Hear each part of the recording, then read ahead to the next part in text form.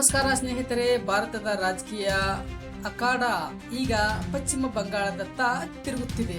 ಒಂದೆಡೆ ಮಮತಾ ಬ್ಯಾನರ್ಜಿ ಅವರ ತೃಣಮೂಲ ಕಾಂಗ್ರೆಸ್ ತನ್ನ ಆಧಿಪತ್ಯ ಉಳಿಸಿಕೊಳ್ಳಲು ಹೋರಾಡುತ್ತಿದ್ದರೆ, ಮತ್ತೊಂದೆಡೆ ಪ್ರಧಾನಿ ನರೇಂದ್ರ ಮೋದಿ ನೇತೃತ್ವದ ಬಿಜೆಪಿ ಈ ಬಾರಿ ಬಂಗಾಳ ಗದ್ದಿಗೆ ಹಿಡಿಯಲೇಬೇಕು ಎಂಬ ಪಣ ತೊಟ್ಟಿದೆ. ಇತ್ತೀಚಿನ ದಿನಗಳಲ್ಲಿ ನಡೆದ ಬೃಹತ್ ರ್ಯಾಲಿಯಲ್ಲಿ ಮೋದಿ ಅವರು ಬಂಗಾಳದ ಜನತೆಗೆ ಕೇವಲ ಭರವಸೆಗಳನ್ನಲ್ಲ, ಬದಲಾಗಿ 6 ಭರ್ಜರಿ ಗ್ಯಾರಂಟಿ ಆಫರ್ಗಳನ್ನು ನೀಡಿದ್ದಾರೆ.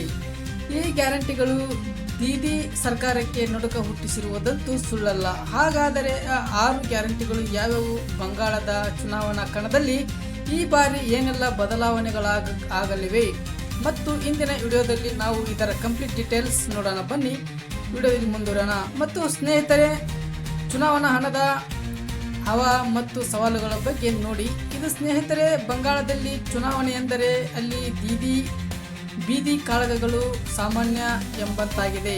ಹ್ಯಾಂಡ್ ಮೇಡ್ ಬಾಂಬ್ಗಳಿಂದ ಹಿಡಿದು ನಾಡ ಬಂದೂಕುಗಳವರೆಗೂ ಅಲ್ಲಿ ಎಲ್ಲವೂ ಬಳಕೆಯಾಗುತ್ತವೆ ಎಂಬ ಕಹಿ ಸತ್ಯವಿದೆ.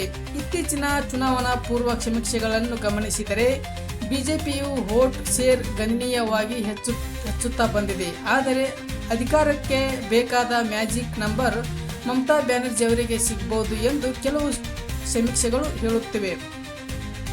ಆದರೆ ಕಳೆದ ಬಾರಿ 77 ಸ್ಥಾನಗಳು ಗೆದ್ದಿದ್ದ ಬಿಜೆಪಿ ಈ ಬಾರಿ ಅಮಿತ್ ಶಾ ಅವರ ನೇತೃತ್ವದಲ್ಲಿ ಈ ಬಾರಿಯೂ ಭರ್ಜರಿ ತಂತ್ರ ರೂಪಿಸಿದೆ.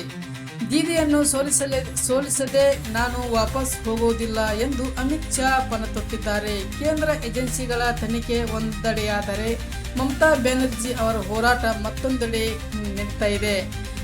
ಬನ್ನಿ ಫ್ರೆಂಡ್ಸ್, ಈಗ ನರೇಂದ್ರ ಮೋದಿ ಅವರ 6 ಗ್ಯಾರಂಟಿಗಳ ಬಗ್ಗೆ ವಿಶ್ಲೇಷಣೆ ನೋಡೋಣ. 1ನೇ ಗ್ಯಾರಂಟಿ ಭಯಮುಕ್ತ ಬಂಗಾಳ.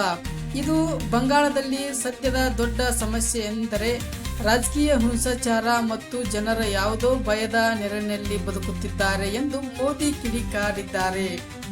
ಟಿಎಂಸಿ ಭಯ ಹರಡುತ್ತಿದೆ, ಆದರೆ ಬಿಜೆಪಿ ಅಧಿಕಾರಕ್ಕೆ ಬಂದರೆ ಜನರ ವಿಶ್ವಾಸ ಮರಳಿಸುತ್ತೇವೆ ಎನ್ನುವುದು ಮೋದಿಯವರ ಮೊದಲ ಗ್ಯಾರಂಟಿ. ಈ ಕಾನೂನು ಸುವ್ಯವಸ್ಥೆ ಹಳಿಗೆ ತರುವುದು ಇದರ ಮೊದಲ ಆದ್ಯತೆ ಎಂದು ಫಸ್ಟ್ನೇ 1ನೇ ಗ್ಯಾರಂಟಿಯಲ್ಲಿ ವಿಶ್ಲೇಷಣೆ ಕೊಟ್ಟಿದ್ದಾರೆ.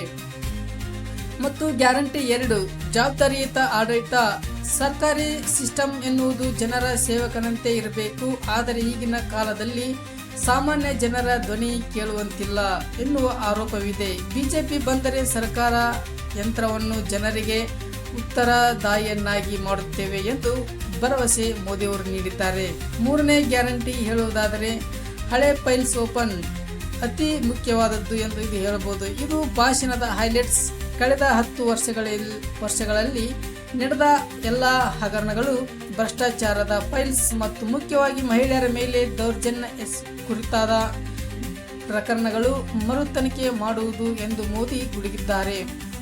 ಯಾರೇ ಅಧಿಕಾರಿಗಳಿದ್ದರೂ ಅವರ ಸುಮ್ಮನೆ ಬಿಡೋದಿಲ್ಲ ಎಂಬ ಎಚ್ಚರಿಕೆ ನೀಡಿದ್ದಾರೆ. ಮತ್ತು 4ನೇ ಗ್ಯಾರಂಟಿ ಹೇಳುವುದಾದರೆ ಭ್ರಷ್ಟರಿಗೆ ಜೈಲೇ ಗತಿ. ಬಂಗಾಳದ ಲೂಟಿ ಮಾಡಿರುವ ಎಷ್ಟೇ ದೊಡ್ಡ ಮಂತ್ರಿಯಾಗಿರಲಿ ಅಥವಾ ಪ್ರಭಾವಿ ಗುಂಡಗಳಾಗಿರಲಿ ಅವರಿಗೆಲ್ಲ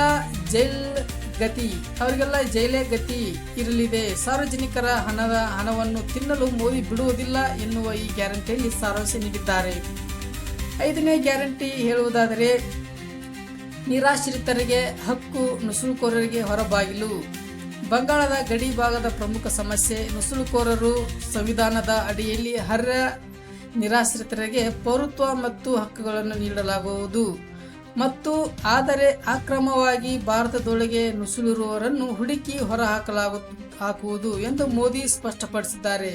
ಇದು ಚುನಾವಣಾ ದೃಷ್ಟಿಯಿಂದ ಅತ್ಯಂತ ನಿರ್ಣಯ ವಿಚಾರ ಎಂದು ಹೇಳಬಹುದು.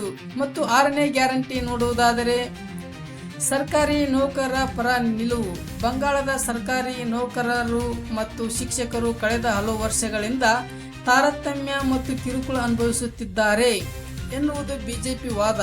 ಇವರ ಹಿತರಕ್ಷಣೆ ಮಾಡುವುದು ಬಿಜೆಪಿಯೇ 6ನೇ ಗ್ಯಾರಂಟಿ ಎಂದು ಹೇಳಬಹುದು.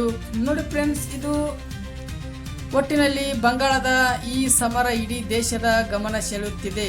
ಮೋದಿ ಅವರು ಈ 6 ಗ್ಯಾರಂಟಿಗಳು ಮತದಾರರ ಮೇಲೆ ಯಾವ ರೀತಿ ಪ್ರಭಾವ ಬೀರಲಿದೆ, ಭ್ರಷ್ಟಾಚಾರ ಮತ್ತು ಕಾನೂನು ಸುವ್ಯವಸ್ಥೆಯ ವಿಚಾರದಲ್ಲಿ ಜನರ ತೀರ್ಪು ಏನಾಗಲಿದೆ ಎಲ್ಲದಕ್ಕೂ ಉತ್ತರ ಸಿಗುವುದು ಮೇ 4ರಂದು ಫಲಿತಾಂಶ ದಿನದಂದು ಬರುವುದು. ನಿಮಗೇನು ಅನಿಸುತ್ತಿದೆ? ಈ ಬಂಗಾಳದಲ್ಲಿ ಈ ಬಾರಿ ಮೋದಿ ಹವಾ ಕೆಲಸ ಮಾಡುತ್ತಾ ಅಥವಾ ಮಮತಾ ಬ್ಯಾನರ್ಜಿ ಹ್ಯಾಟ್ರಿಕ್ ಸಾಧಿಸುತ್ತಾರಾ? ನಿಮ್ಮ ಅನಿಸಿಕೆಯನ್ನು ಕಾಮೆಂಟ್ ಬಾಕ್ಸ್ನಲ್ಲಿ ತಿಳಿಸಿ. ಈ ವಿಡಿಯೋ ಇಷ್ಟವಾದರೆ ಲೈಕ್ ಮಾಡಿ ಮತ್ತು ಶೇರ್ ಮಾಡಿ.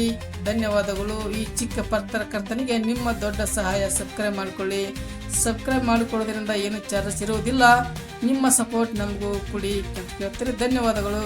ಮುಂದಿನ ವಿಡಿಯೋದಲ್ಲಿ ಸಿಗೋಣ.